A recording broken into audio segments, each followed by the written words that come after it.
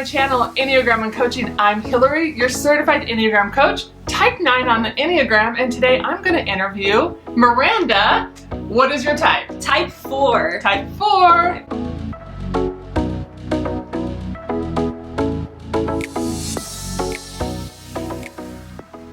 Okay, so her name's Miranda. How old are you? I'm 19 years She's old. 19. Okay, Yes. You're in college. Mm-hmm. What year in college? I'm going to be a sophomore Gonna be in a college. sophomore. And what are you majoring in? I'm majoring right now in biology. I'm going to eventually go to university to major in forensic science. Really? Yeah. Okay, so this has changed since the last time we talked. Yes, it has my actually. gosh. Yeah, it has definitely been a journey Uh-huh. figuring out what I want to do. Uh-huh. I've always wanted to be a veterinarian, it feels like, Mhm. but lately I've been really like, okay, realistically, money-wise, Uh-huh. and time I want to spend in school. So Yeah. forensic science, there are so many different opportunities out there for me. So, Oh. and GCU has a great program. So, Really? Yep. Okay, so that's where you're going. Yes. Yes, I that's love the plan. this. I love this. Okay, so the other amazing piece about Miranda, I mean, there is a ton, I'll be honest, but the other amazing piece is she actually has her own YouTube channel. I do. Okay, tell them what I it is do. and what it's about. It's called Miranda's Universe, Mhm. and it's all about books. I totally talk about a ton of different books. I do book reviews. I vlog a lot, different things like that. Yeah, So, yeah. go subscribe. Yeah, and If I you will want link to. it right down below. Yay! Find her channel.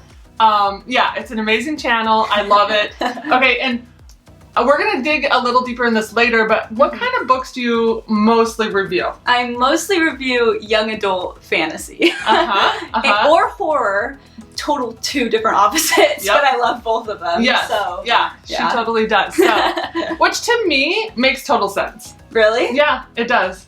Thanks. Some people are like, what are you doing? I know. Sometimes I'm totally reading a super scary book, and then other times I'm like, oh, this is super lighthearted, romance, like total opposites. Yep. So, That's awesome. Okay, so just moving right into what is a type 4? They're called the romantic individualist. So that kind of like totally makes sense, right? Yeah. All right, so what is the type 4? What is the romantic individualist? Well, they want deep, authentic relationships with themselves and others. Yes? Yes, Okay. definitely. They have this need to want to be special. Yes, yes, definitely. The other thing is they are motivated by a need to experience their feelings and to be understood, to search for the meaning of life, and to avoid being ordinary. How do you relate to that? Oh my gosh, all of it. Really? Total 100%. Yeah, I definitely feel that drive to be special, I guess, and look for, okay, what's the meaning? Not in just life, but in everything. Yeah. So whenever, I think that's why I love books so much, because I try to find the meanings behind every single little thing. And I'm like, no, there's more to this. So, and you know, within my emotions and things like that, I'm like, okay, let's get to the issue. Let's get to the root of it. Yeah. Why am I feeling this way? Yes. So, yes. definitely. Because the 4 is not afraid of their own emotions, right? Yeah. Are you afraid of sadness? No. Are you afraid of happiness? No. Are you afraid of like dark feelings? No. I don't think there are dark feelings. Okay, so that is the difference. Like, you are not afraid to sit in your feelings and figure them out. Yeah. So, Yeah. okay, so let's move on to the basic fear of a 4, which is being emotionally cut off, plain or abandoned. And then the basic desire of a 4 is to find themselves in their unique significance. So what does finding your own unique significance look like for you? Ooh, it's like a day-to-day thing. It's definitely, I think even within just like my friendships, all of my relationships, not just in the world, even though that is, that's scary sometimes, but I always like to try to figure out, why am I here? Why am I in this person's life? Why is this person in my life? Because I think that there is always a reason behind all of that. You know, so I'm like, okay, let's figure out, let's figure it all out. So deep. Yes. Right? It is. Yeah. I love that. I love that about 4s. Really? I do. All right, so moving right into, you kind of talked about your friends. How do you feel different from your friends? Do you notice a difference? Yes and no. Kind of. I have, and I was thinking about this too. All of my friends are different Enneagram types. So, like your best friend, what is she? My best friend is a 9. My other best friend, he's still trying to figure it out. Okay. We thought he was a 7, but he doesn't know. I have a lot of 2s, a lot of 6s. So it's definitely a good mix. Yeah. But for me, I like to try to figure out what makes each of us different. So even though I notice different things about myself, and I'm like, okay, I tend to be very, in different friend groups, I'm the different friend, if that makes sense.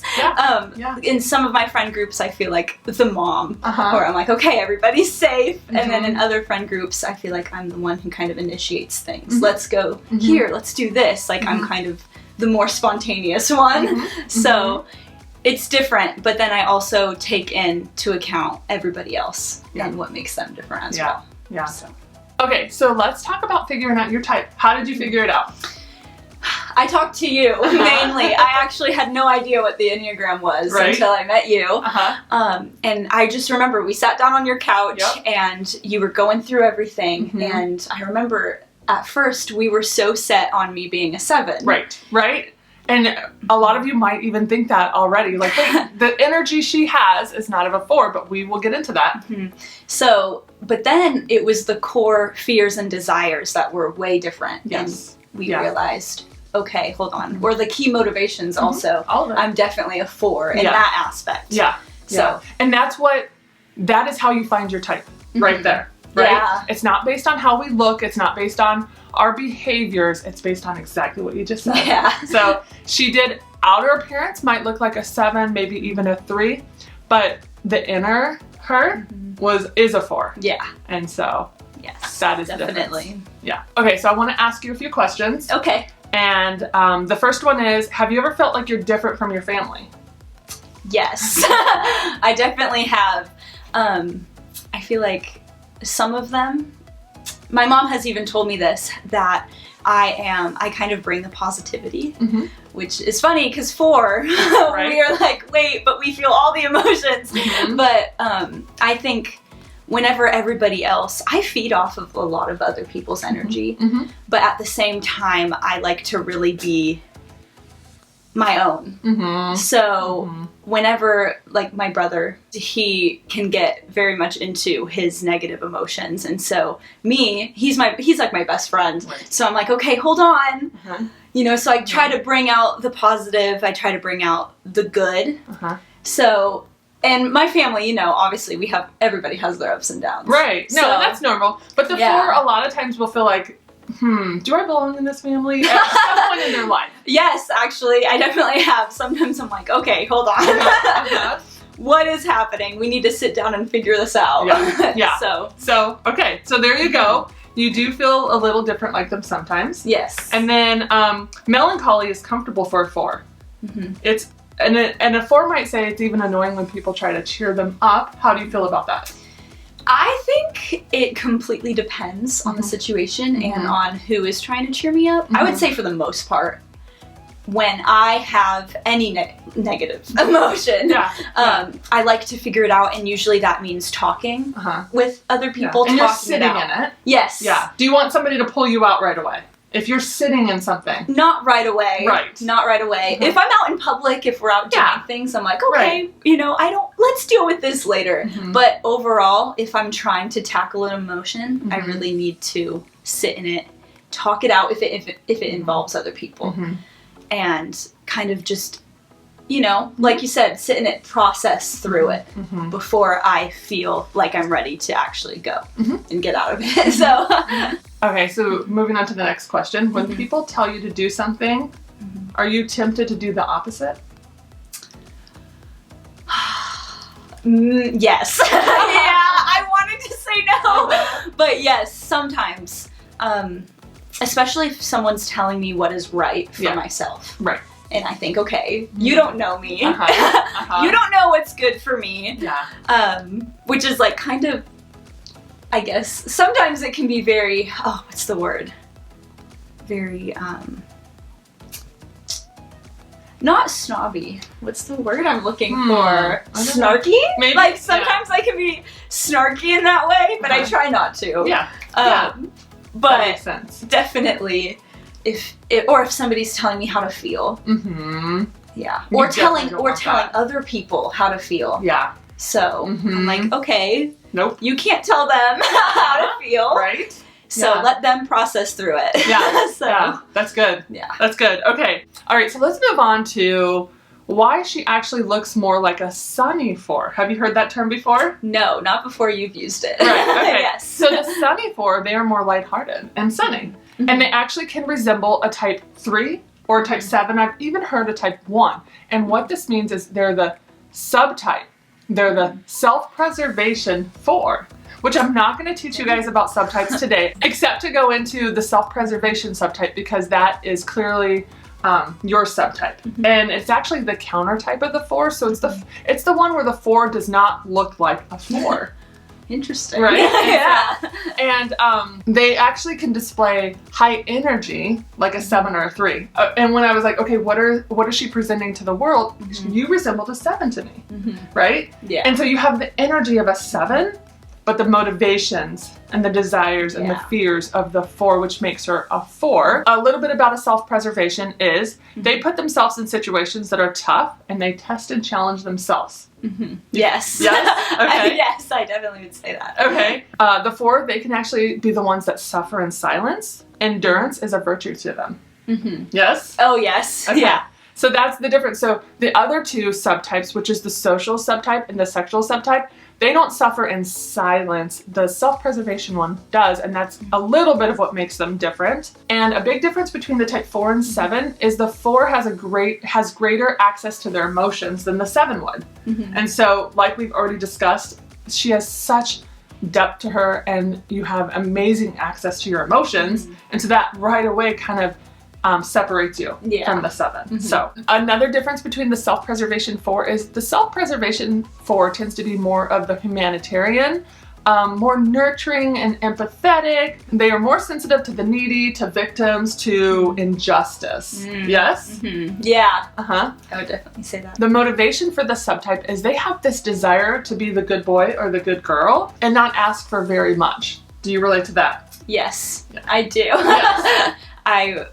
I guess I always try to be, okay, I don't want to be too much of a burden on people. Yeah. So. And that's very self-preservation 4. All right, type 4, they value connections with others based on authentic feelings. Yes? Yes, I definitely agree. Would you have an example of that? I would say most of my closest friends, I have a lot of experience and I feel very connected to them. Or if we experience something, if we go out, or like snowboarding. I went snowboarding. That was the first example I thought of. Oh, cool. With some of my friends a few months ago. And like I've never done that sport before. And I loved it. And I just loved everything about that trip. And so all the feelings that connect me to that also connect me to them. Yes. And I feel like when I can really open up to someone, or they can open up to me, because I also really like that too. I like listening. That is when some of my closest relationships are formed. Yes. So I have a hard time with people who don't really, you know, I can be friends with, I try to be friends with everyone, you know, but if somebody is not willing to go past shallow, it's very hard for me to get closer to them. Right, right. If they just want to talk about the weather. Yes. Oh my gosh. Like, okay, yes, definitely. Definitely. Yep. Oh my gosh. Yeah. You want to go deeper. Yes. Yeah. I do. All right, so let's move into the wings of the 4. Do you know your wing? Yes, I think. Okay. I'm a wing 3. I'm pretty sure. She's a wing 3. Yes. I was like, I know your wing. Yeah. But yes, you're a 4 wing 3, and what that means is they want to be unique, and their energy is competitive. Oh, yeah. Right? They want to be the best. They have enough of the 3's image conscientiousness, so they can tend to dial back their emotional intensity and quirkiness. Does that make sense? Yes. Yeah. It does. You could dial it back with whoever you're with to be socially acceptable. Yes. Yes. Because you're probably like there's probably a real quirky side to you. And you can't always release that. Yes. That is so true. Oh my gosh, yeah. Yeah. So like at work, you're probably who you are, but there's probably even more of you that you would give, but it's like you can't all the time. I have to keep it in. Yeah. I can't. They don't know me that well. Right. Yes, I'm in front of customers. I can't. Exactly. Yes. They are also more outgoing, which can mean being overly dramatic. And they also can turn their dreams and ideas into reality. So that's the 4-wing 3. Yes? Yes. Okay. The 4-wing 5, I just want to kind of quickly go over it in case you might be a 4-wing 5. They are the more introverted 4. They're very concerned with uniqueness, but they don't need to be noticed by an audience as much as the 4-wing 3. They spend a lot more time alone. So, and that's kind of the separation of the 2. Yeah. You can see yourself totally in the 4-wing 3. Yes. Okay. Oh yeah, 100%. Awesome. And so the part where they can turn their dreams into reality, how does that show up in your life? So when I was starting my YouTube channel, it was very hard for me to do, actually. I totally didn't think I was ever going to do it. I remember I would watch other YouTubers, and I was super into that, and I would look up different YouTubers who would talk about books. That was the area that I really liked the most. But I never really considered it until my mom told me, well, Miranda, you could do that. You could sit in front of a camera. You could review books. You could do all that. So then once I thought of it, and once that was in my head, I was like, okay, I have to do this now. I have to. So I started it up, and now we're here. And I'm so How long glad. have you been doing it? I think a year and a half, maybe 2 years. I think around there. Yeah, around there. Yeah. Okay. Again, I'm linking her stuff down below. So find her channel and follow her. That's awesome. All right, so we're pretty much done. How has the Enneagram helped you? Ooh, definitely it's helped me understand myself, but also understand other people.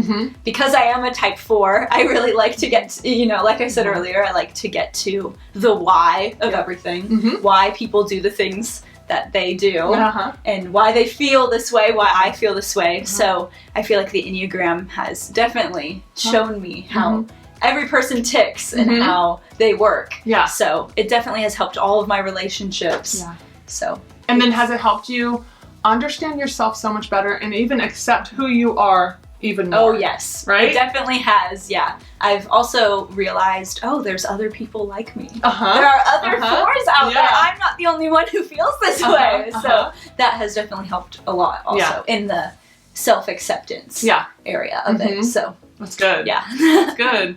All right, guys. So, thank you so much for being on my channel. Thank you for having me. Yeah, this has been so much fun. I'm gonna have to go to your channel next. Yes. And we might have to review a book. Yes, an Enneagram book. Yeah, we'll review an Enneagram book. So, but yeah, this was amazing and fun, and I so appreciate you being here and being willing to be so authentic and real and help us understand 4s even better. Thank you for having me. Yes. So, and if you guys like this video, don't forget to give it a thumbs up. I really appreciate it. Those thumbs are important, right? Yes, definitely. So for some reason, YouTube wants to see lots of thumbs up. Yes, so they do. Thank you guys for for giving me a thumbs up if you like the video, and also leave us a comment down below.